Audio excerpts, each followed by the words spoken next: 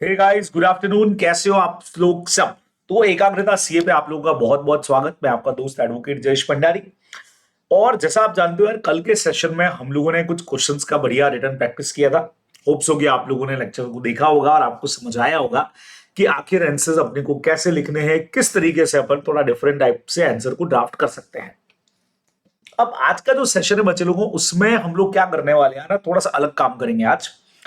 आज हम लोग मई 25 का जो सजेस्टेड पेपर है और एक स्टूडेंट का जो सजेस्टेड कॉपी है उसको आपस में मैच करके चेक करेंगे कि यार कहाँ कैसा आंसर लिखा होना चाहिए, क्या कुछ आंसर है, कहाँ क्या कुछ गलती है, मार्क्स अपने को कहाँ एक्स्ट्रा मिल सकते हैं बच्चों। वो सारी चीजों पे हम लोग आज के सेशन में बात करने वाले हैं। तो होप्स हो कि यार ये सेशन आज वाला जो है वो आप लोगों के लिए बहुत ज्यादा यूजफुल रहेगा। तो इसको पूरा एंड तक आप लोगों को देखना है ताकि अपन एक बहुत शानदार तरीके से अपनी तैयारी को कर सकें। ठीक है, बराबर।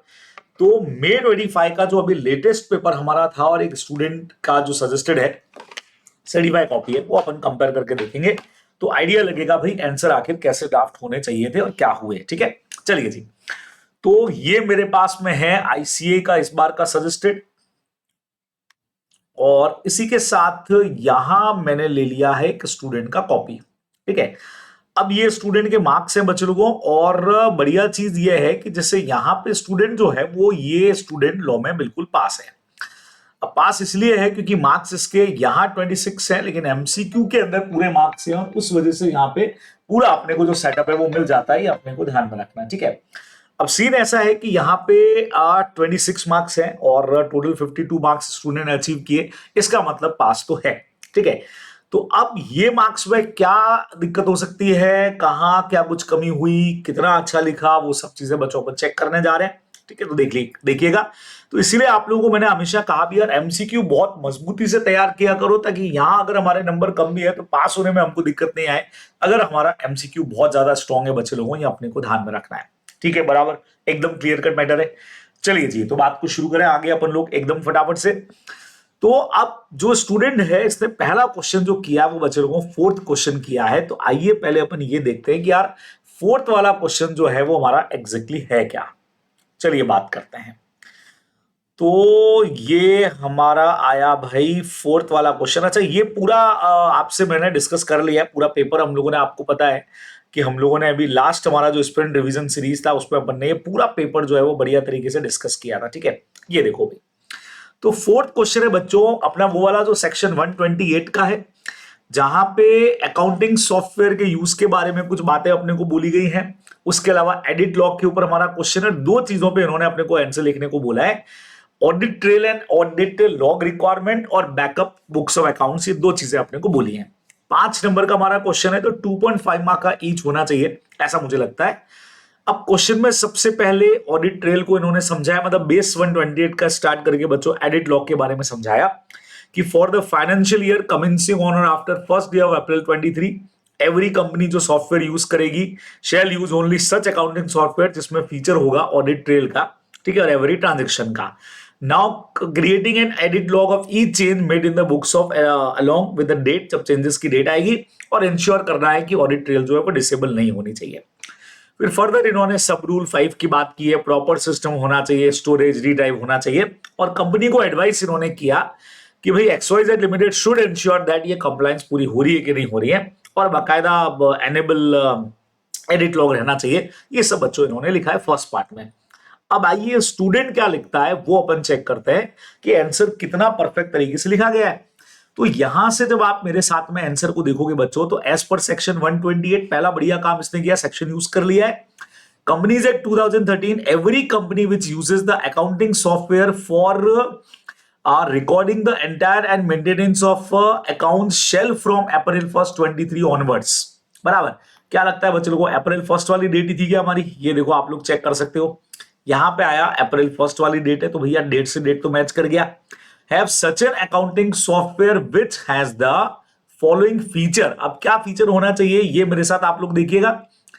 पहले नंबर पे इन्होंने बोला एडिट लॉग। ठीक है, accounting software must have an edit log feature to make changes on every alteration in the everyday transaction every now and then. Okay, ठीक है, it keeps is recorded for all changes audit trail के बारे में बोला, the feature of audit trail of record audit information including date when these auditing edit up these, इन्होंने auditing word लिख दिया है, एडिटिंग हैज हैपेंड। अच्छा, these auditing has happened, okay, audit trail है ना, तो इसलिए डेट जो बना दिया वो ऑडिट ट्रेल इन्होंने लिख दिया, ऑडिटिंग लिख दिया, ठीक है। अब with this question XYZ must comply with the latest April 23 amendments and choose select only those accounting software जिसके अंदर ये सब होना चाहिए। तो ये इन्होंने कंपनी को यहाँ पे एडवाइस भी कर दिया। और बच्चे लोगों आप देख सकते हो आंसर काफी मैच करता है, लेकिन उतना भी मैच नहीं कर रहा है। लेकिन यहाँ पे 2 नंबर जो हैं वो मतलब आप समझो कि 2.5 में से 2 मार्क्स मिल गए हैं, जो मोर देन सफिशिएंट है। तो आपको जो मैं कहना चाह रहा था कि यार वो लोग ये नहीं चाह रहे हैं कि आप word to word same to same लिखो, एज इट इज आपका आंसर होना चाहिए। भाई मेन प्रोविजंस जो भी है, मेन पॉइंट जो भी है वो आपके शामिल हो जाने चाहिए, जैसा इस क्वेश्चन में हुआ। तो 2.5 में से 2 मार्क्स मिलना मतलब मोर देन सफिशिएंट, अच्छा हो गया यार, अच्छे मार्क्स अपने को यहाँ पे मिल गए हैं। चलिए, अब क्वेश्चन का एक सेकंड पार्ट और था। क्वेश्चन के सेकंड पार्ट में अपने से क्या पूछा था भाई, कहां गया, ये तो फर्स्ट पार्ट हो गया बैकअप वाला। तो सब rule 5 of rule 3 require that backup of the books, जो भी बुक्स का बैकअप है, an account and other books and paper of company maintain in electronic mode including a place in India if any shall be kept in server physically located in India on a daily basis. Hence, the issue raised by the auditor with respect of mandatory requirement of maintaining audit trail and edit log requirement with respect to maintenance of backup books are correct। तो इसका provision तो हमारा बहुत छोटा सा है। अब अपन फिलहाल ये नहीं कह सकते कि दोनों ही 2.5 मार्क्स के थे या क्या थे, ये तो जस्ट मेरा ओपिनियन है कि दोनों 2.5 नंबर के होने चाहिए। हो सकता है कि वो प्रोविजन इनका 3 नंबर का हो। खैर फिलहाल ये आंसर में इनका लिखा होना चाहिए था कि डेली बेसिस के ऊपर हमारा बैकअप होना चाहिए। आइए देखते हैं बच्चों कि स्टूडेंट ने इसके आंसर में बेसिकली क्या लिखा है, ये देखो। तो स्टूडेंट ने लिखा as per section 128 of companies act the books of accounts maintain in electronic mode shall have backup of all data including those which are stored outside of India. ठीक है, it may be stored in any format cloud या electronic device के अंदर, retype होना चाहिए, display होना चाहिए, ये सब उस क्वेश्चन के पार्ट में हालांकि लिखा हुआ है, टिक भी किया हुआ है करेक्ट का। Branch account data shall not be alter, ये सारी बातें उसके अंदर है बच्चे लोगों। अब बैकअप के लिए क्या बोला है, in India the question XYZ must have the backup of all accounting item all electronic format as mention above, it shall be retain in original format. अब सब कुछ इन्होंने लिख दिया बच्चे लोगों, लेकिन जो एक मेन लाइन हमारी थी कि यार इनको ये मेंटेन करना है डेली बेसिस के ऊपर, ये आंसर में है ही नहीं, इसीलिए 0 मार्क्स यहां पर अलॉट हुआ है। देखो सेकंड पार्ट का आंसर, ये रीट्राई वगैरह वाली बात तो सब ऊपर आई गई थी, मतलब ऊपर वाले क्वेश्चन के साथ में ये यहां ये सब आ गया था। देखो स्टोरेज, रीट्राइव, डिस्प्ले, प्रिंट आउट, ये सब आ गया था। लेकिन इस क्वेश्चन के आंसर में ये लोग चाह रहे थे कि यार जो भी आप चीजें मेंटेन कर रहे हैं इंक्लूडिंग आउटसाइड ऑफ इंडिया भी अगर है, shall be kept sir physically located in India, server India में लोकेटेड होना चाहिए ये, और डेली बेसिस पे करना है, ये चीज गायब है बच्चों, इसीलिए इनको 0 नंबर मिला है, ये अपने को ध्यान में रखना है। तो आप लोगों को पेपर प्रेजेंटेशन में हमेशा मैंने बोला है 2 चीजें हमारी बहुत स्ट्रांग होनी चाहिए, एक हमारा प्रिपरेशन और सेकंड नंबर हमारा प्रेजेंटेशन।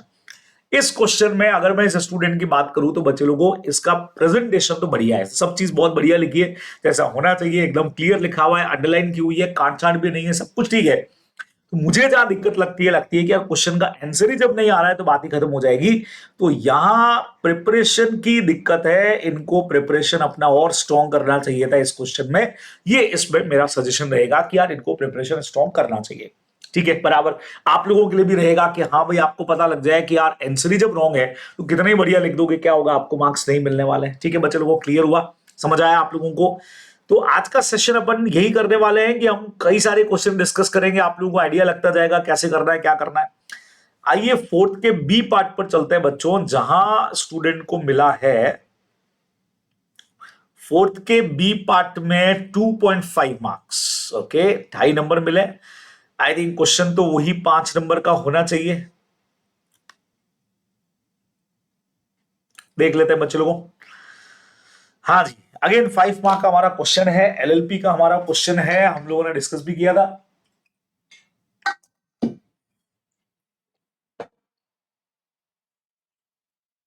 आइए बच्चे लोगों को देखते हैं। तो इन्होंने बोला समरूफिंग एलएलपी है 6 पार्टनर, 6 पार्टनर हैं, और के पार्टनर इंचार्ज है। आपको याद हो तो ये क्वेश्चन अपन ने डिस्कस किया हुआ था। ये बंदा जो एक इनका पार्टनर है के, और इस के जो पार्टनर है इसकी हो जाती है डेथ। ठीक है, ये देखो के का एक्सीडेंट हो गया है, के की डेथ हो गई है, उसका शेयर अभी भी फर्म के अंदर है और उसके एसेट से पेमेंट भी हुआ है। एक और पार्टनर है डब्ल्यू, जिसने अपना शेयर अपने सन के नाम पे ट्रांसफर कर दिया है, जो इंटरफेयर करना चाह रहा है लेकिन बाकी पार्टनर्स रिफ्यूज कर रहे हैं। सेक्शन 24 और 42 पे अपना आंसर बनता है।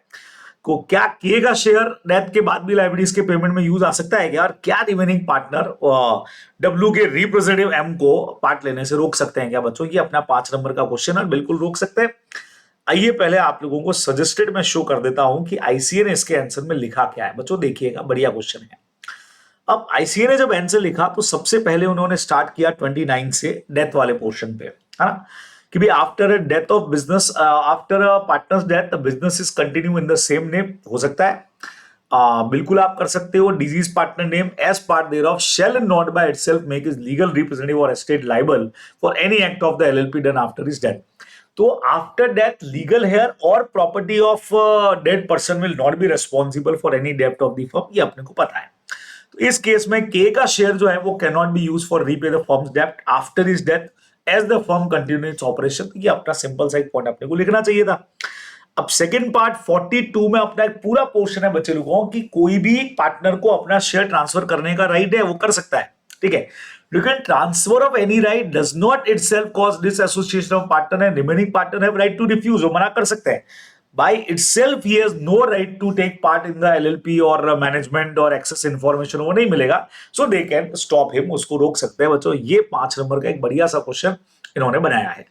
अब देखिए स्टूडेंट का क्या मैटर है बच्चों, कितना मैच करता है, क्या लगता है? यहाँ पे भी 2 पार्ट पूछे गए, तो आई थिंक मुझे फिर से वही लगता है 2.5 का दोनों पार्ट होने चाहिए। As per section 24 of LLP, when a partner ceases to be a partner, थोड़ा सा पंगा हो गया कि यहां पे 24 लग गया जबकि लगना चाहिए था 29। चलो आगे देखते हैं। Death, insanity and disability when court declare him as unsound mind बराबर, या इंसॉल्वेंट डिक्लेयर करे, ये सीजेस वाला है। अब यहां पे भी राइट का टिक है। अब हम लोग कई बार समझ लेते हैं कि सर राइट का टिक है, इसका मतलब यहां नंबर मिलने चाहिए, तो ऐसा जरूरी नहीं है, क्योंकि आप जानते हो ये तो सेक्शन ही नहीं था। Further, a deceased partner's legal heir or assignee shall be entitled to his share of capital contribution. उसके अलावा accumulated profit मिलेगा। Hence, Mr. K's share in the capital of firm should not be used to repay the debt. अब बच्चे लोगों, इस first part में इसको दिए गए हैं 1.5 मार्क्स।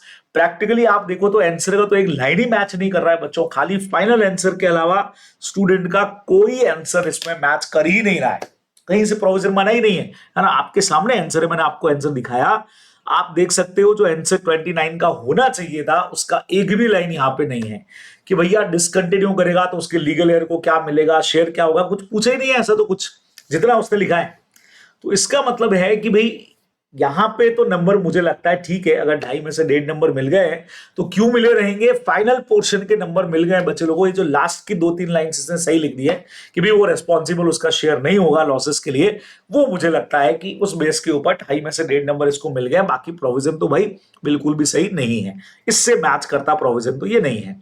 ठीक है, चलो अब सेकंड पार्ट का आंसर भी देखते हैं बच्चे लोगों। सेकंड पार्ट है एज पर 42 तो बराबर लगाया। Limited liability partnership, the right to receive distribution in the business of a firm may be transferable either wholly or in part. ठीक है, the transfer of title do not entitle the assignee to take part in the management of business to access information regarding books।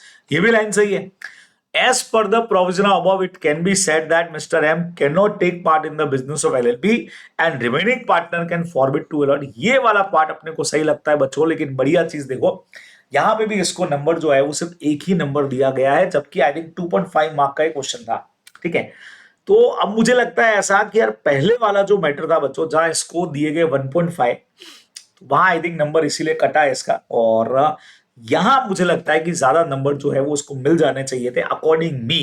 अगर मेरी बात करूं तो presentation भी बढ़िया है, नॉलेज भी इसका ठीक है यहाँ पे, तो इस वाले में इसको आई थिंक यहाँ पे भी 2 नंबर मिल जाने चाहिए थे बच्चे लोगों। तो ये नंबर भी 2.5 की जगह पे 3.5 होना चाहिए था।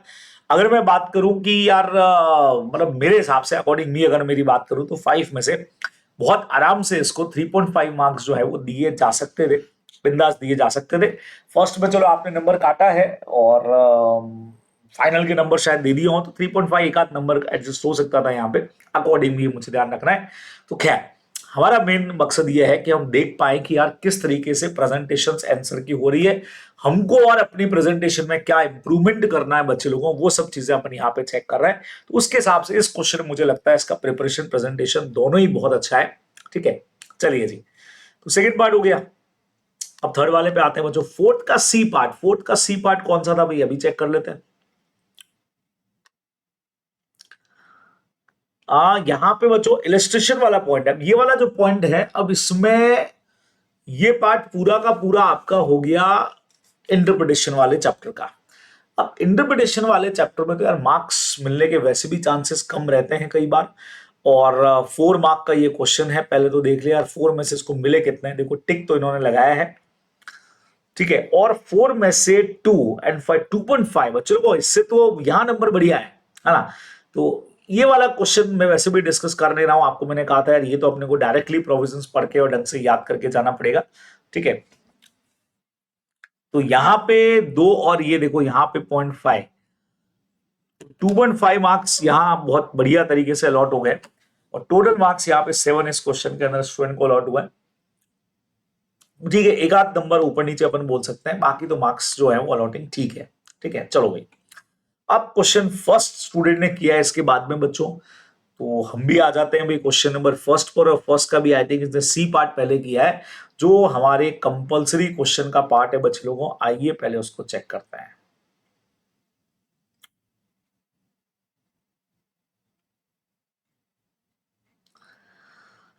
हाँ जी, फर्स्ट का सी, दिस वन। अच्छा, फेमा का हमारा जो क्वेश्चन था बच्चों, 1% 2024 में जाता है, 6-4 का जो हमारा क्वेश्चन था ये वो वाला है। आइए इसका आंसर पहले चेक करो आप मेरे साथ में। ये देखिए, ये रहा। फेमा के हिसाब से पर्सन रेजिडेंट इन इंडिया का मतलब इन्होंने समझाया है, और उसके बाद में ये समझा दिया कि भाई प्रोसीडिंग फाइनेंशियल ईयर में कितना रहना चाहिए, क्या है intention of stay uncertain period वाला। फिर as per provision of FEMA person 6-4 के अंदर जो एक्वायर होल वाली लाइंस है, और उसके अलावा जो फॉरेन करेंसी है, फॉरेन एक्सचेंज है, वो ये सब मेंटेन करके रख सकता है बच्चों। बढ़िया सा आंसर इन्होंने बनाया, और एक आंसर इन्होंने और दिया है जहां डायरेक्ट 6-4 को समझा के इन्होंने आंसर को डिस्क्राइब किया है। ठीक है, कितने मार्क्स का क्वेश्चन है भी एक बार चेक कर लेते हैं। 4 नंबर का बच्चों ये क्वेश्चन है फेमा का। अब फर्स्ट का सी स्टूडेंट ने लिखा है, और फेमा वाले क्वेश्चन में बच्चे लोगों इसको मिले हैं 4 में से 2 नंबर। सर 2 नंबर मिले हैं, हाँ जी, फर्स्ट सेकंड थर्ड 2 नंबर मिले हैं। आइए देखिए, as per section 6 of FEMA 1999, rules are made for drawal of foreign exchange in respect of capital account transaction. Schedule first provide permissible transaction in India. A person resident in India may hold, own, transfer, or invest in any foreign currency, foreign security, immovable property outside of India if the same was acquired him when he was resident outside of India. बढ़िया point लिखा है इसने, जो होना चाहिए था वो लिखा है बच्चे लोगों। ऑल्सो एज पर, तो आप लोगों के लिए सजेशन क्या है बच्चों, देखो यहां पे भी इसने हर एक लाइन को खाली छोड़ा है, बीच में गैप डाला है, ताकि आंसर बहुत क्लियर समझ में आ जाए, और जो इंपॉर्टेंट लाइंस दिख रही है उसको अंडरलाइन भी किया, जो आप लोगों को भी करना चाहिए, है ना। ना also as per permissible transactions in schedule 1 of the act specify the person resident in India can take यहाँ पे इसने लिखा है क्या लिखा है, इंश्योरेंस पॉलिसी वगैरह जो है ले सकता है। तो आंसर तो इसने प्रॉपर लिखा है बच्चे लोगों, मतलब काफी चीजें इसने सही लिख दी है। तो वर्च्यू ऑफ मिस्टर वी, तो वो जो 2 पॉइंट हमारे अकाउंट ट्रांजेक्शन वगैरह वाले थे वो इसने नहीं डाले बच्चों, तो इसलिए 4 में से आई थिंक इसको 2 ही नंबर मिले। या आंसर जस्टिफाई है, 4 में से 2 नंबर मिल रहा है, एब्सोल्युटली जस्टिफाई, क्योंकि कुछ पर्टिकुलर पॉइंट इसने नहीं लिखे हैं, वहां इसके नंबर कट गए हैं, तो ये तो मार्क्स ठीक है, कोई दिक्कत नहीं है। थोड़ा इसको और पढ़ना पड़ेगा अगर इस क्वेश्चन को और स्ट्रॉन्ग करना है तो। अब फर्स्ट का बी पार्ट आता है, जहां फर्स्ट के बी पार्ट में बच्चों 3 मार्क्स इसको अलॉट हुए हैं। चेक करते हैं अपन, ये देखो फर्स्ट का बी।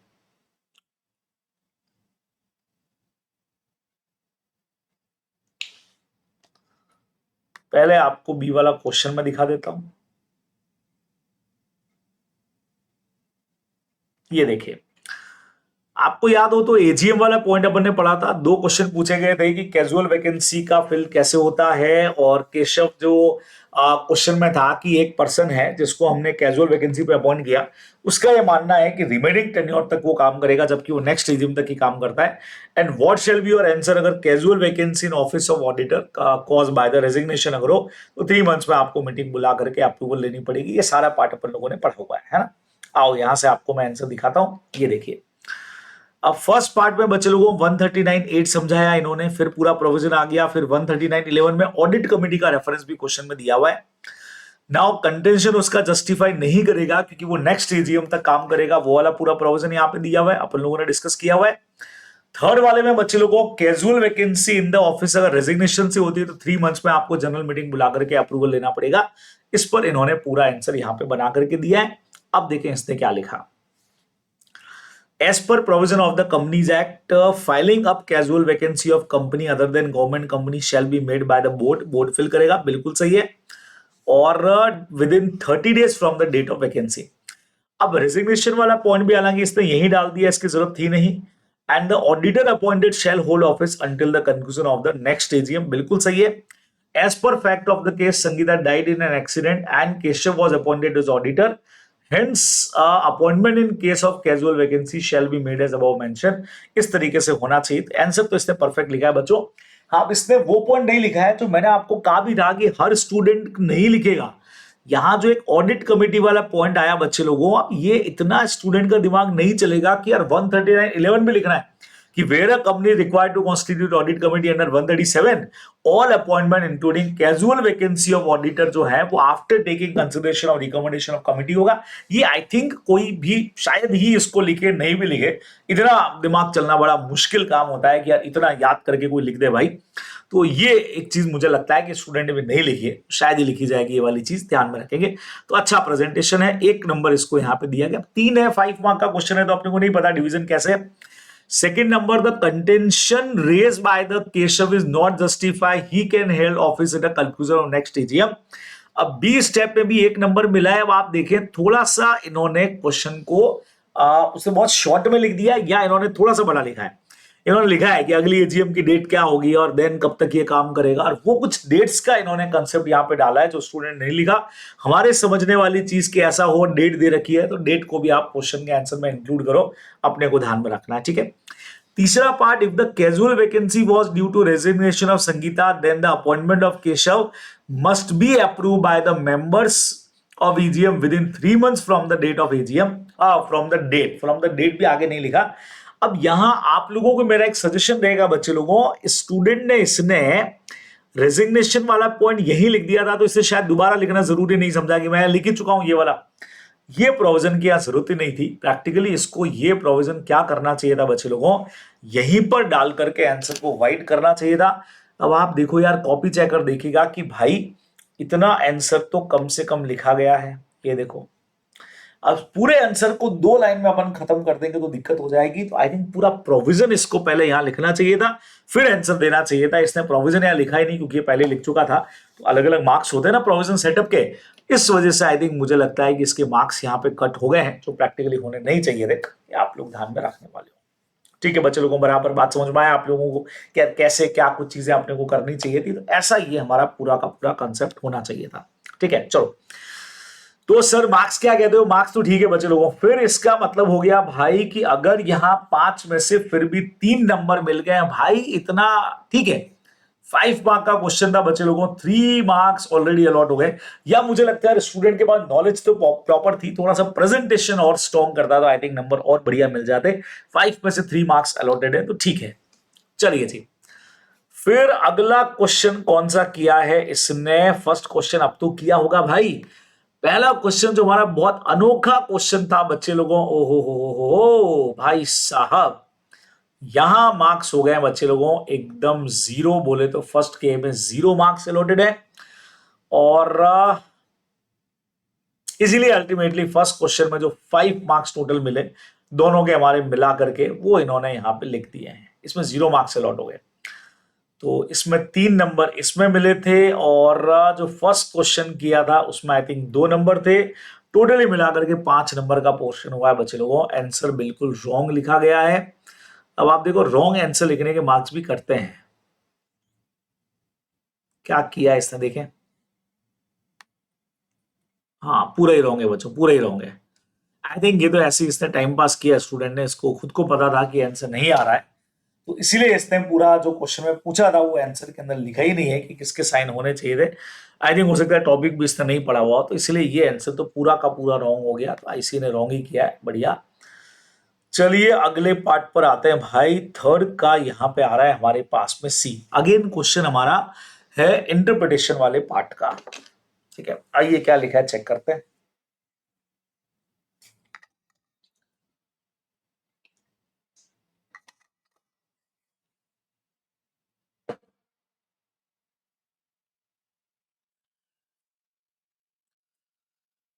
हाँ जी, चलिए जी, इसको अपन लोग चेक कर लेते हैं बच्चे लोगों कि इन्होंने इसके अंदर प्रैक्टिकली क्या दिया है।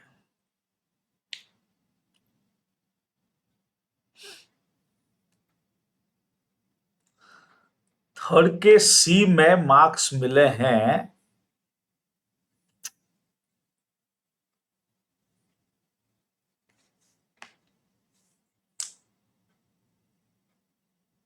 थर्ड के सी में 3 मार्क्स।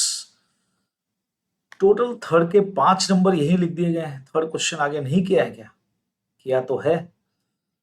थर्ड के 5 नंबर यही लिख दिए गए। देखें इसको, थर्ड में मार्क्स मिले कितने ओवरऑल।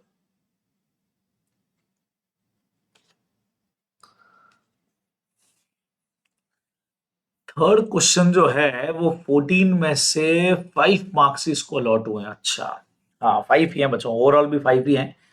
फर्स्ट क्वेश्चन में 5 मिला है और बी इसने पार्ट किए ही नहीं है।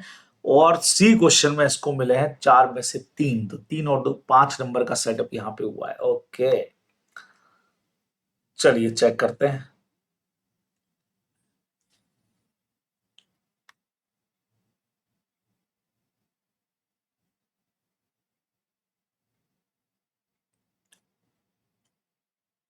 हाँ जी, तो अब इन्होंने बोला था प्रिंसिपल जो अपना नॉस्क्यूटेड सोर्सेस वाला पॉइंट था बच्चे लोगों, तो अब ये तो डायरेक्ट चलो बढ़िया चीज आपको बताऊं। देखो स्टूडेंट ने बहुत तगड़ा काम क्या किया है बच्चों।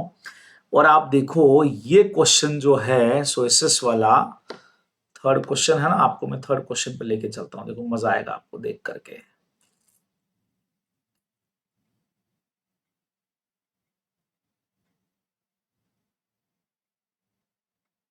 ये रहा बच्चों। अब ये जो क्वेश्चन था थर्ड का सी नंबर पार्ट है और आई थिंक ये 4 नंबर का ही होना चाहिए बच्चों। 4 मार्क का ही क्वेश्चन है, इसने पहले यही किया है। ठीक है, आप देखो जब मैंने आपको ये कराया भी था तो मैंने आपको कहा था यार ये फ्रूट जूस वाला एग्जांपल इसमें बहुत बढ़िया आपको देना चाहिए, प्राइवेट डिस्पेंसरी वाला देना चाहिए। दो एक एग्जांपल लगाए हैं। इसने क्या किया है वो देखो, मार्क्स कितने मिले बच्चों। ये देखो फ्रेश जूस वाला एग्जाम्पल इसने लगाया बकायदा।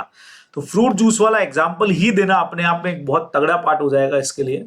तो 4 में से कितने मिले, आई थिंक 2 नंबर मिले हैं इसको इसमें से। 2 नहीं 3 नंबर मिल गए, तो वहां इसको 2 मिले। इसका मतलब बच्चों को 4 में से 3 नंबर, वेरी गुड मार्क्स हो गए फिर तो। ये 3 मार्क्स इसको यहाँ पे सी के अंदर दिए जा रहे हैं बच्चे लोगों। तो इसका मतलब बहुत परफेक्ट तरीके से इसने आंसर को लिखा है और जैसा आपको मैंने कहा था एग्जाम्पल वगैरह सब दे करके बढ़िया तरीके से इसने आंसर को डिस्क्राइब किया है। Good good good good good. अगला क्वेश्चन इसने जो किया वो ए वाला किया। सर ए वाला क्वेश्चन कौन सा था चेक करते हैं। 5 मार्क का क्वेश्चन है, ये देखिए। अच्छा, डिस्क्लोजर रिक्वायरमेंट क्या है, प्रोस्पेक्टस की कंडीशन क्या है, एक्सपर्ट की 3 कंडीशन और डेट ऑफ पब्लिकेशन। बच्चों बहुत प्यारा पोर्शन है। डिस्क्लोजर जो करना है फेस ऑफ प्रोस्पेक्टस पे वो तो 2 ही चीजें होती है कि कॉपी आरओसी को डिलीवर किया और डॉक्यूमेंट्स की डिटेल। एक्सपर्ट की 3 कंडीशन है, कंसेंट दिया है, विड्रॉ नहीं किया, not connected with the formation of management, इससे होना चाहिए। और डेट जो उसमें प्रोस्पेक्टस की डेट होती है वही deem date of prospectus issue मानी जाती है, अपने को ध्यान में रखना है। अब आप देखो इसने आंसर में क्या किया, as per provision of companies act where a prospectus is issued circulated distributed for subscription security expert statement is essential. अब एक्सपर्ट में chartered engineer, company secretary, cost accountant, registered valuer, चलो भाई ठीक है, इसका भी सेकंड पार्ट इसने किया है। Where the statement is purported to be made by expert, then the expert shall give his written consent of his prospectus and should not withdraw। अब देखो इसने दो पॉइंट तो लिख दिए, एक तो कंसेंट दिया है, सेकंड नंबर कंसेंट इसने वापस से विड्रॉ नहीं किया होना चाहिए, अपने को ध्यान में रखना है, और नॉट विड्रॉल वाली चीज लिखी है, ठीक है। एक नंबर इसको यहां पे मिल गया है, दो ही नंबर मिले इसको इसके अंदर, फर्स्ट का आंसर। फिर फर्स्ट का लिखा है prospectus must be dated and sign, it shall have statement board India it shall face on the opening page of its complied with the all requirement। ये नॉर्मल सा पॉइंट आप इसको बोल सकते हो, ये अपने को ध्यान में रखना है। prospectus shall be published in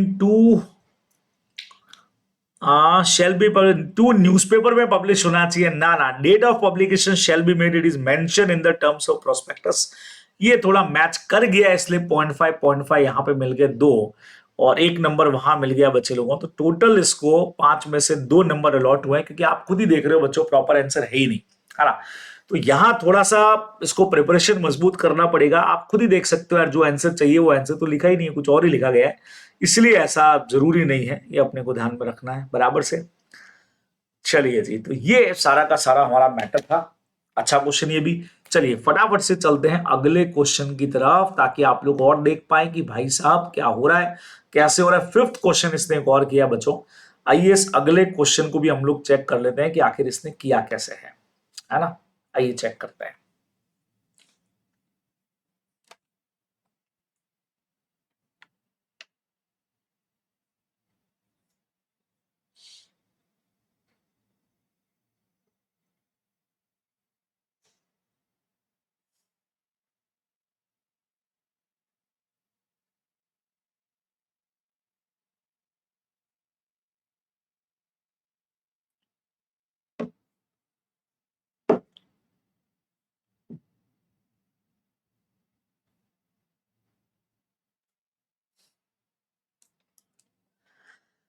हाँ जी, तो क्वेश्चन नंबर फिफ्थ का बी जो है वो स्टूडेंट ने पहले किया है भाई। आइए पहले क्वेश्चन नंबर फिफ्थ चेक कर लेते हैं बच्चे लोगों कि फिफ्थ क्वेश्चन एग्जैक्टली है क्या और उसका क्या आंसर लिखा गया है। आ जाओ भाई।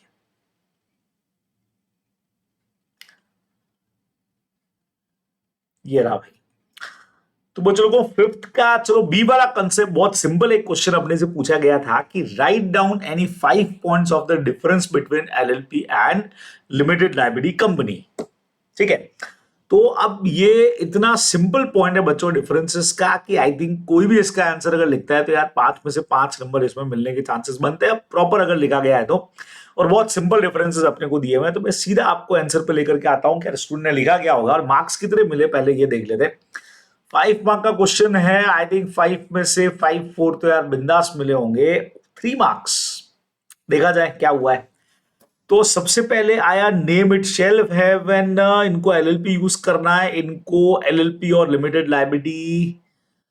हाँ ओके ओके ओके बच्चे लोगों, पहले पॉइंट में ही गड़बड़ हो गई, इट शेल हैव। अब यहाँ पे लिमिटेड लायबिलिटी कंपनी थोड़ी यूज करना होता है भाई, लिमिटेड वर्ड यूज करना होता है ओनली। यहां एक पहला पंगा तो इधर से दिख गया बच्चों। Second number, there at least 7 member यहां पे होने चाहिए कंपनी में, यहां पे 2 पार्टनर्स होने चाहिए। अब यहां 7 एंड 2 बच्चों मिनिमम मेंबर्स में पब्लिक कंपनी और प्राइवेट दोनों कंपनीज के लिए लिखा होना चाहिए था। डेजिग्नेटेड पार्टनर 3 है और यहां पे देयर हैव 3 डायरेक्टर, अगेन इसने पब्लिक कंपनी का ही लिखा है, जबकि पब्लिक प्राइवेट आपको दोनों का लिखना चाहिए होता है। लिमिटेड लायबिलिटी होती है, इनका भी लिमिटेड लायबिलिटी होता है, तो ये तो डिफरेंस क्या हुआ, ये तो सिमिलरिटीज हो गई, है ना। तो यहां तो पंगा है, यहां पे limited liability up to amount on shares और गारंटी लिख सकते थे, जबकि यहां पे up to amount of contribution ऐसा लिखा जाना चाहिए था। ठीक है, govern by companies act, LLP act, ये ठीक है। Common seal is compulsory not mandatory, companies में भी कॉमन सील अभी तो कंपलसरी नहीं है भाई, बराबर से। ये तो ठीक है बच्चों, जस्टिफाई करता है यार 3 पॉइंट्स, क्योंकि जो पॉइंट लिखे हैं वो प्रॉपर उतने पॉइंट नहीं है जितने होने चाहिए थे, इसीलिए 5 में से 3 नंबर अगर मिलते हैं तो ठीक है यार, इधर जस्टिफाई कर जाएगा यहाँ पे। ठीक है, ओके, जस्ट ठीक है। चलिए अगले क्वेश्चन की तरफ चलते हैं। तो आप लोग थोड़ा सा प्रेजेंटेशन को देखो यार कि कैसे आंसर को प्रेजेंट करना है, कैसे प्रेजेंटेशन अपना प्रॉपर होना चाहिए, थोड़ा सा ध्यान में रखेंगे। फिफ्थ का सी नंबर तो कट पे है, कट पे है या किया है बच्चों, आगे किया है। और फिफ्थ के सी में मार्क्स मिले हैं 1.5। ओके ओके ओके बच्चों, फिफ्थ का सी आई थिंक 4 मार्क का क्वेश्चन ही होना चाहिए। जनरली सी नंबर जो क्वेश्चन है वो हमेशा इतने ही मार्क्स का होता है। देख लेते हैं, 4 marks. Question general clauses act का बच्चों, dream builders engage in the activity of building and selling budget friendly apartment recently started new project of Noida pending approval. और ये अपना वो सक्सेसर वाला पॉइंट है। डिमोलिशन का ऑर्डर एस ने दिया है, कोर्ट ने ऑर्डर दिया, एस की जगह पे जी आ गया। और कंपनी का ये बोलना है बिल्डर्स का कि भाई ऑथोरिटी चेंज हो गई इसलिए ऑर्डर हमारा कैंसिल होना चाहिए, डिमोलिश नहीं हो सकते। बच्चों को 4 मार्क का हमारा बहुत बढ़िया सा क्वेश्चन है। ठीक है, अब आपको पहले तो इसका आंसर मैं शो करता हूं कैसे है। और 5 नंबर का क्वेश्चन है, 1.5 मार्क्स मिला है। अब बच्चों को यहां से जब आप आंसर देखोगे तो सबसे पहले आईसी ने समझाया है सेक्शन नंबर 17 का पूरा पोर्शन, फिर सक्सेसर वाले पॉइंट पे जाके सेक्शन नंबर 18 का पूरा पोर्शन, फिर इन्होंने दोनों का एक समराइज पॉइंट लिख करके बच्चों फिर इन्होंने फाइनल आंसर जो है वो यहां पे ड्राफ्ट किया जाकर के। ये देखो कितना बड़ा आंसर इन्होंने लिखा है भाई साहब। और तब जाकर के इन्होंने बोला है कि उसका क्लेम जो है वो वैलिड नहीं है। इतना तो यार नहीं लिखा, कोई भी स्टूडेंट नहीं लिखने वाले यार, इतना आंसर तो नहीं ही लिखा जाएगा, ये समझो आप लोग। देखते हैं आंसर फिर भी कितना मैच किया है। देखो तो बहुत छोटा सा आंसर हो गया। As per provision of General Clauses Act, where under any act or regulation it shall be sufficient for the purpose of indicating relation of law to the successor। ये देखो ये लाइन इन्होंने जरूर लिखी है, express is relation to the successor. Mr. G is the successor of S, hence the question of G successor और Mr. J intent demolition is valid। Direct answer लिख दिया तो ठीक है, एक नंबर इस चीज का मिल गया और 0.5 फाइनल आंसर के मिल गए। यहां पे भी बच्चे लोगों को 1.5 जस्टिफाई करेगा यार। कुछ एक क्वेश्चंस तो हमारे ऐसे रहेंगे जहां आईसी का आंसर जो है भाई बहुत बहुत बहुत ज्यादा बड़ा विशालतम आंसर बनेगा। और दोनों को समअप करके और हमको आंसर लिखने में दिक्कत तो आएगी, पर जितना स्ट्रॉन्ग अपन कर सकते हैं, जैसे कंपनीज एक्ट के जो क्वेश्चंस है उनको आप बहुत मजबूती के साथ तैयार करके जा सकते हो। उसके अलावा फेमा के क्वेश्चंस आप लोग बहुत मजबूती से कर सकते हो, जहां आपको पूरे में से पूरे मार्क्स मिलने के चांसेस बनते हैं, है ना। चलिए नाउ फिफ्थ का जो ए पार्ट अगर अपन देख रहे हैं तो एज पर फिफ्थ का ए पार्ट है क्या, क्वेश्चन क्या है भाई। अच्छा, नेफ्रा के अंदर बच्चों अगेन थ्योरी क्वेश्चन है यार ये भी। और इसमें नेफ्रा के राइट एंड ड्यूटीज के बारे में बोला है। तो ये देखो नेफ्रा के बारे में पहले तो समझा है 132 में, NFRA shall perform function through such division as may be prescribed. और फिर नेफ्रा के बारे में समझा करके यहां पे नेफ्रा के क्या क्या पावर से बचे लोगों उनके बारे में सारे के सारे पॉइंट जो है वो लिखे गए हैं। ठीक है, अगेन 5 मार्क का हमारा क्वेश्चन है। तो देखो नेफ्रा के बारे में इन्होंने स्टूडेंट ने भी क्या किया है, यहाँ पे नेफ्रा का इंट्रोडक्टरी पार्ट दिया, फिर ड्यूटीज ऑफ नेफ्रा में दिया मॉनिटरिंग और सुपरवाइजिंग करना, expertise quality professional conduct of expert, implementation after Satyam scandal. ये बनाया ना ना मुन्ना ना, ये तो आंसर ही पूरा गड़बड़ हो गया बच्चों, प्रॉपर आंसर लिखा ही नहीं है। Again it is a matter of presentation mistake, presentation का गलती है भाई, प्रेजेंटेशन का गलती है जो इनको बढ़िया सुधारना चाहिए था। इनको प्रॉपर तरीके से काम करना पड़ेगा बराबर से, तो ये चीज जरूरी है भाई, यहां तो पंगा है।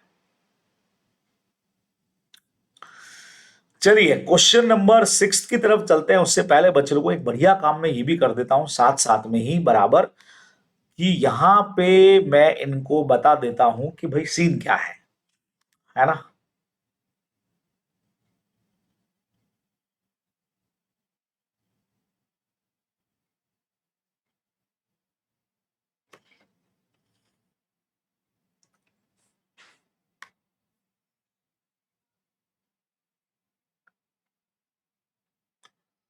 देखिए आप लोगों को मैंने कहा था कि यार जहां आपको दिक्कत लगती है वहां कॉपी आप मुझे सेंड करोगे तो मैं आप लोगों को बता दूंगा कि क्या कुछ गलती है, कहां कुछ अपने को और चीजों को स्ट्रॉन्ग करने की जरूरत पड़ेगी बराबर।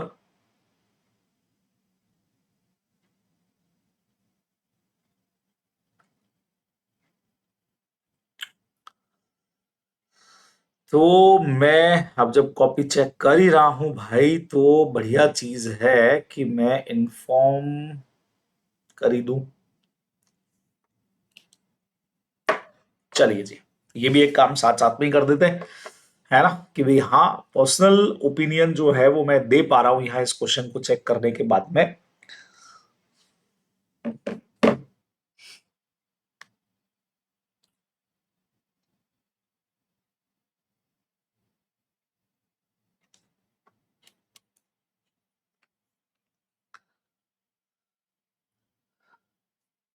सजेस्टेड का एनालिसिस मैंने किया है और एनालिसिस के हिसाब से मुझे जो चीज समझ में आई वो ज्यादा ये है, देखो प्रेजेंटेशन जो है वो तो स्ट्रांग है अपना, वो दिक्कत वाली बात नहीं है, जो आंसर लिखने का पैटर्न है वो बहुत सही है, लेकिन कहीं ना कहीं प्रिपरेशन जो है उसमें अपने को कमी दिख रही है ना। कहीं कहीं पे मार्क्स जो मिले हैं वो काफी सेटिस्फैक्टरी मार्क्स हैं, अदरवाइज अगर अपन चेक करेंगे तो कहीं पे जैसे अपना आंसर रॉन्ग हो गया। फर्स्ट क्वेश्चन जो फोर्थ वाला किया हुआ है, फोर्थ वाले का जो सेकंड पार्ट है उसके अंदर अपना कंक्लूजन पूरा जो है रॉन्ग चला गया, जहां पे अपने को देना था कि प्रिपरेशन डेली बेसिस के ऊपर होना चाहिए, है ना, तो वहां एक गलती हो गई, उस वजह से अपने मार्क्स कट गए। अच्छा, क्वेश्चन के फोर्थ का जो बी पार्ट अपन ने किया हुआ है, उस बी पार्ट के अंदर एग्जैक्ट प्रोविजन जो है वो तो आईसीए के सजेस्टेड से बिल्कुल ही मैच नहीं करता है। फाइनल आंसर जरूर मैच कर रहा है, लेकिन फिर भी आईसीए ने अपने को आई थिंक 2.5 मार्क का होना चाहिए, तो आईसीए ने 1.5 मार्क्स दिए हैं, ठीक है। जबकि सजेस्टेड से मैच करोगे तो साफ समझ में आएगा, सेक्शन 29 का अपना ये पार्ट है, और फिर भी आईसीए ने जो है वो नंबर अलॉट किए हैं, तो बढ़िया चीज है, कोई दिक्कत वाली बात नहीं है, ठीक है। तो जहां जहां पे दिक्कत आ रही है, जैसे क्वेश्चन नंबर उसके बाद फोर्थ का सी मैंने चेक किया, तो ठीक है, इसमें तो कहीं कहीं जस्टिफाई हो रहा है, अपने को मार्क्स की मिल रहा है। तो दो ही लेवल पे अपन गलती करते हैं, प्रिपरेशन एंड प्रेजेंटेशन। तो मेरा सजेशन ये रहेगा कि एक बार सजेस्टेड आंसर देखो, वहां से पता लगेगा कि अपन ने आंसर लिखने में कहां कहां पे गड़बड़ी की है, ठीक है। प्रेजेंटेशन बहुत सही है, अंडरलाइंस प्रॉपर किया है, लाइंस का गैप बराबर से डाला है, सब कुछ बहुत प्रॉपर किया है, लेकिन कई बार मैटर लिखने में हमने काफी कमी कर दी है ना, बहुत शॉर्टकट मैटर कुछ कुछ क्वेश्चंस में हो गया। जैसे फर्स्ट का बी पार्ट भी अगर अपन देखेंगे, तो फर्स्ट के बी पार्ट में जो अपना कैजुअल वैकेंसी का ऑडिटर वाला क्वेश्चन है, उसमें भी अपने को देखने को मिलेगा कि भाई किधर न किधर अपन ने सेकेंड और थर्ड पार्ट खास करके देखोगे तो आईसी का जितना मैटर और अपना जितना मैटर है उसमें बहुत लेक ऑफ मैटर हो गया है, तो ज्यादा दिक्कत नहीं है। थोड़ा सा और प्रिपरेशन स्ट्रांग हुई तो इसमें मार्क्स अपने बहुत ज्यादा बढ़िया हो जाएंगे। फर्स्ट का ए जैसे अपना है तो वो अपने को क्वेश्चन आता ही नहीं था, इसलिए अपन ने उसको नहीं किया। तो थोड़ा और अगर प्रिपरेशन अच्छी हो गई तो उतना मैटर इन्वॉल्व हो जाएगा इसमें, और वो आ गया तो अपना सब काम बढ़िया हो जाएगा। तो बस वही अपने को करना है अब। चलिए जी, तो ये मैंने नंबर चूंकि आपने शेयर किए थे कि भाई जहां जिस स्टूडेंट को दिक्कत लग रही है, उनको लग रहा है कि क्या हमको सजेशन चाहिए, तो भाई ये मैंने सजेशन भी इनको लगे हाथ दे ही दिए, ताकि ध्यान रहे कि आंसर जो है वो कैसे लिखा जाना चाहिए, ठीक है ना। चलो आ जाओ बच्चे लोगों, अब हमारी तैयारी में क्या बच गया सर, हमारी तैयारी में बच गया एक क्वेश्चन आई थिंक और बचा हुआ है बच्चे लोगों, आओ उसको भी लगे हाथ देख ही लेते हैं ना, तो हमको बहुत परफेक्ट आइडिया लग जाएगा कि और क्या होना चाहिए आंसर में। आ जाओ, एक क्वेश्चन आई थिंक बचा हुआ है ना अभी अपना, कौन सा देखना था भाई, सिक्स वाला, हाँ यहां तक तो मैंने देख लिया था बच्चों। आओ सिक्स क्वेश्चन से अपन शुरू करते हैं कि सिक्स में क्या सीन है। क्वेश्चन नंबर सिक्स पे चलते हैं बच्चों, एक क्वेश्चन की चॉइस मिलती है, इन्होंने एक क्वेश्चन छोड़ा हुआ है वैसे भी। ये रहा सिक्स, और सिक्स का भी इसने किया है सबसे पहले सी। भाई हर क्वेश्चन जो है वो सिक्स के सी से, हर क्वेश्चन को जनरली सी से स्टार्ट किया है।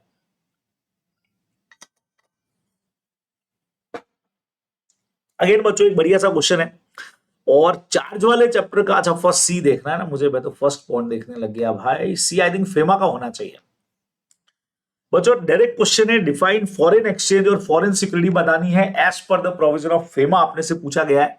तो आइए चेक करते हैं कि क्या सीन है, और डायरेक्ट क्वेश्चन है थ्योरी का। अब थ्योरी का क्वेश्चन है, 4 नंबर का क्वेश्चन है, और इसमें इसको मिला है अगेन 1.5। सर 1.5 क्यों मिला है सर, दिक्कत क्या है सर इस आंसर में, ये तो डायरेक्ट थ्योरी क्वेश्चन है।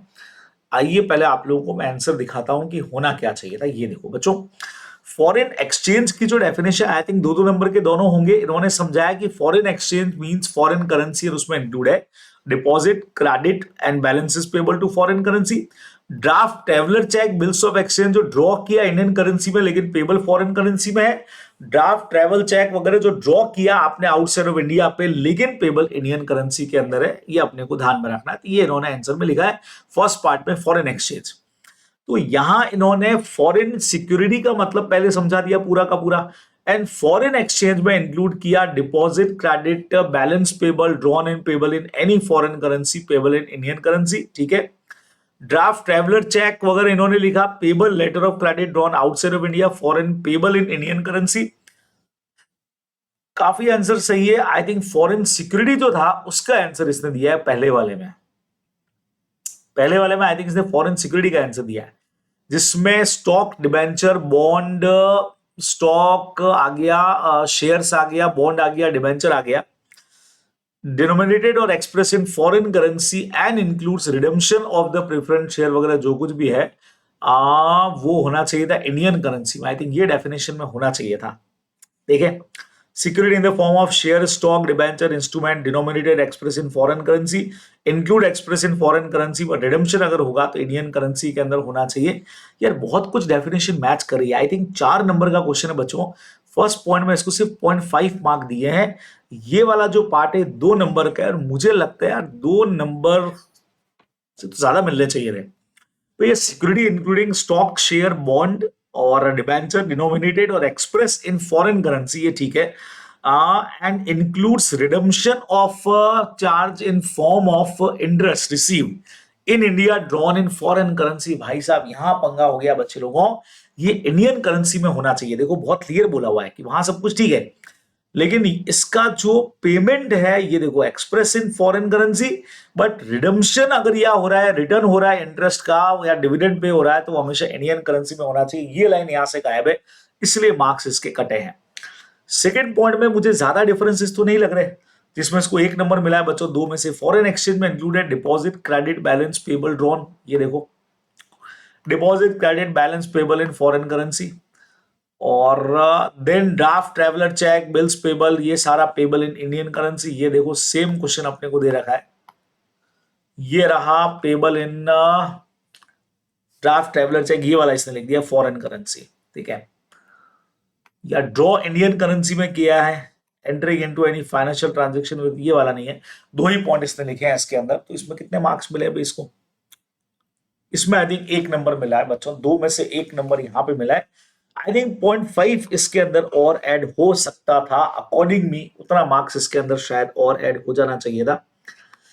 चलिए जी आगे वाले क्वेश्चन पे बढ़ते हैं बच्चों। 6 का बी तो भाई साहब पूरा ही रॉन्ग, यहाँ पे क्रॉस ही, ये 6 का बी इन्होंने पूरा क्रॉस लगाया, सी क्रॉस हुआ है। 6 का बी आई थिंक ये नहीं होगा, देख लेते हैं, हो सकता है 6 का बी किया ही ना हो। नहीं, 6 के बी में मार्क्स हैं 1.5, 6 का ए नहीं किया है। ओहो हो, बी तो किया है।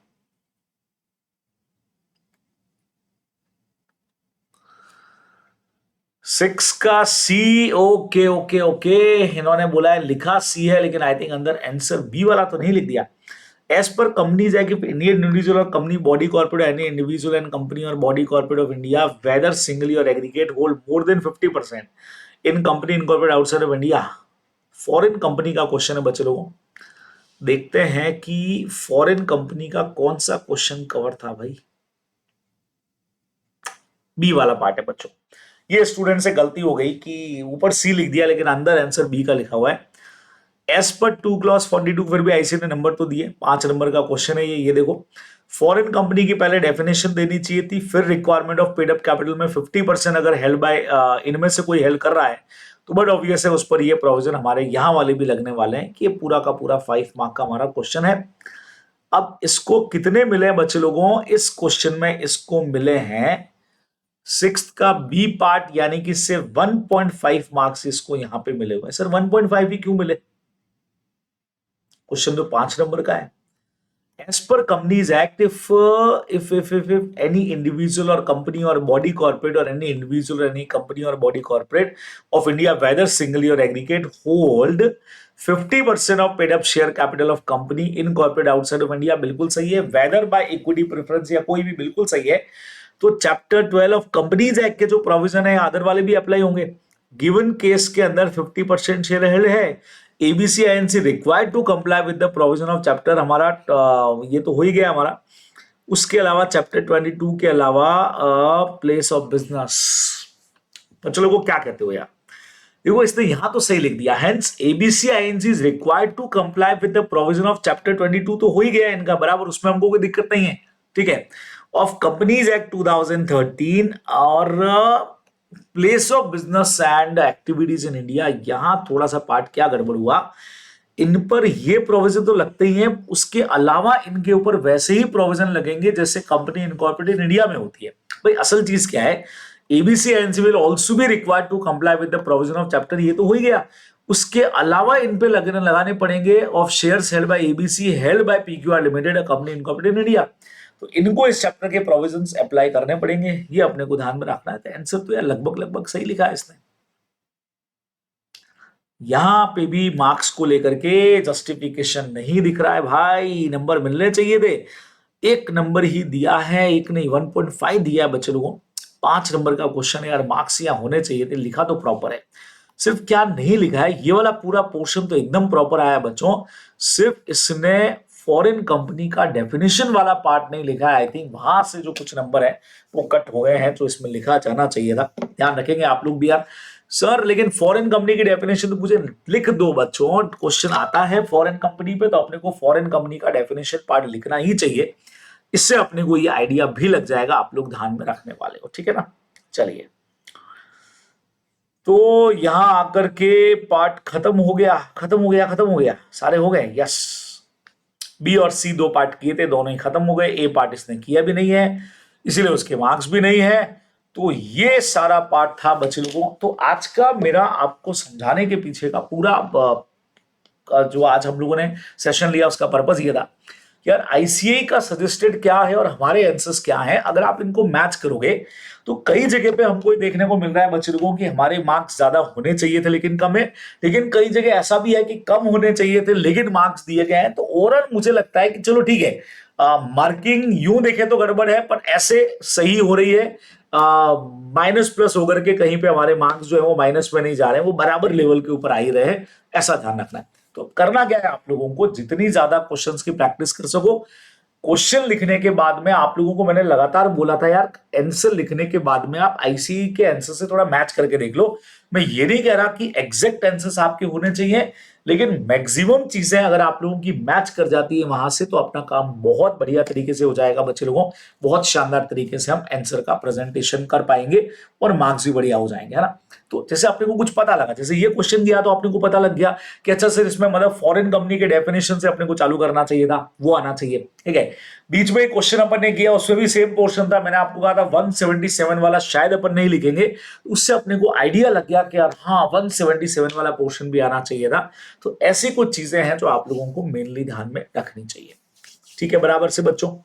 चलिए, तो ये हमारा आज का सारा सेशन था। होप सो कि यार आप लोगों के लिए यूजफुल रहा होगा और बढ़िया तरीके से आप लोग तैयारी कर पाएंगे, ठीक है। तो फिर आप लोगों से जल्दी मुलाकात होगी बच्चों, आज के लिए बस इतना, बाय, टेक केयर।